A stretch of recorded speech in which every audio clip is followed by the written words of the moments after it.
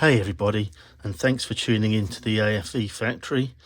So I've done a little bit more work on this Geschützwagen Tiger. Thought it would be a good point to have a little bit of a catch up. As you can see, it's instantly there's been a crazy amount of ejector pin marks that I'm having to deal with. So yeah, this kit's 27 or 2007 I should say. So yeah, 19 years, and it is starting to show its age a little bit, whereas back then this would be acceptable to have all these ejector pin marks to deal with.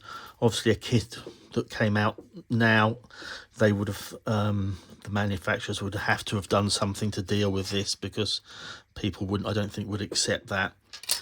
That being said, it is what it is, and it's a kit that I've always wanted to build. You know, one of my sort of biggest ones I've wanted to build, so I'm not that bothered. I've had to deal with these injector pin marks and sink marks along here as well.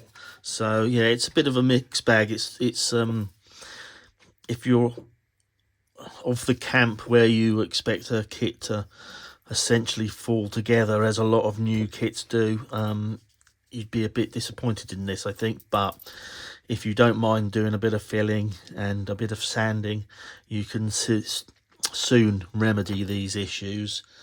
So I've just simply filled the ejector pin marks with plastic putty, and I'll just wait for it to dry. I shall slice off the tops with a knife and then sand it back, and then repeat until I get a completely filled in mark, because this is sitting here, so there's no disguising them or hiding them. And the same for the inner wings of this armor. It's all on show. Yeah, and the ejector pin marks, I used sprue goo. So I don't know whether people, or how many people, are aware of this.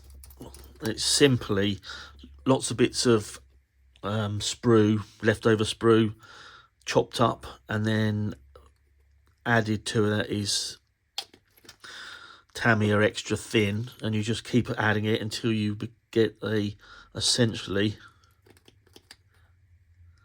a liquid plastic. And then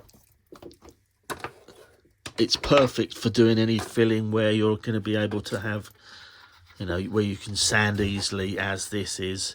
So I can get, it's easy to sand across along this straight piece of plastic here, and that is, you know, it is the same as the material that the kit is made out of, so it blends in, and it's just like as if you've added more plastic.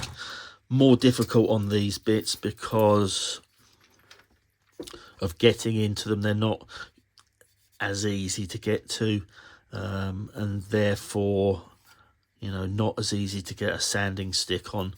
The sides are not so bad, but this panel has got a lot of bits around it, hinges, etc. And although this goes off hard and is sandable, it still remains softer than the actual styrene itself. So with a sharp knife, you can still just cut across those and get rid of the bulk of it that you don't want. But yeah, so it's going to be a bit of an ongoing process, really. As I said, filling, cutting back and sanding, and then assessing, and then redoing where necessary. This is the second run I've done on this frontal armour. So as you can see, some of them aren't too bad. These ones here. Whereas others I've had to add more filler to, and I will be tackling that tomorrow. Yeah, so the front is all finished and sealed up. As I said in an earlier video, there's no interior in here. I didn't bother with any of that. And I did say, but I shall say again for those that might not have heard, simply I didn't want to spend the time in doing an interior, because if you're going to do an interior, you've got to do it right, get it painted up right, then you've got to weather it right. And if you've put all that amount of time and effort in, you want it to be visible. So whether you leave panels off or hatches open or lift the whole thing off, and that's not what I was trying to achieve with this model. I wanted to get it built in a fairly quick manner. I mean, there's not a lot to this really, to be completely honest, but obviously the main gun, once I start on that, there's going to be a lot more work.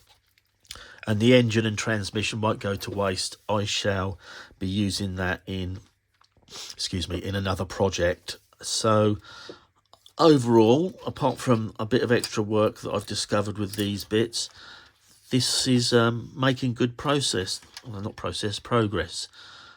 The tracks are, again, they're rubber band style because of the age. And I don't mind that. I don't really have any issues with rubber band tracks, painting and weathering them. You've just got to be gentle with them and careful not to be applying too much pressure, twisting or stretching, which then obviously causes the paint and weathering ingredients come away. So yeah, I'm not worried about that. They'll look okay, I'm confident, by the time it's finished. So what I wanted to focus on really was the painting and the weathering on this. Still haven't really decided what route I'm taking. The main gun will probably be painted up in some sort of 2-part or 3-part camo scheme, as the gun was in real life, would have been completely removable and set aside from the chassis, or left in the chassis and fired from that. So yeah, and then probably the interior of the fighting compartment I will do, I'm thinking probably in sort of a red oxide primer inside there, and then something on the exterior. Again, probably something along the lines of what I did with the Flak Panzer Mouse. Not exactly, I'm not going to copy it, but something of that type. Wintry, again, I've sort of got a bit of a thing going on at the moment with winter camouflage schemes, and I think I'd quite like to do that on this again as well. So I'll think of something a bit different and we'll see how it goes. But yeah, still a long way to go with this, and yeah, plenty more videos to follow, but I am enjoying it. You know, the enjoyment is certainly superseding any of the issues that I've come across so far. So I'll leave it there for tonight, and I'll catch up with you soon. Take care.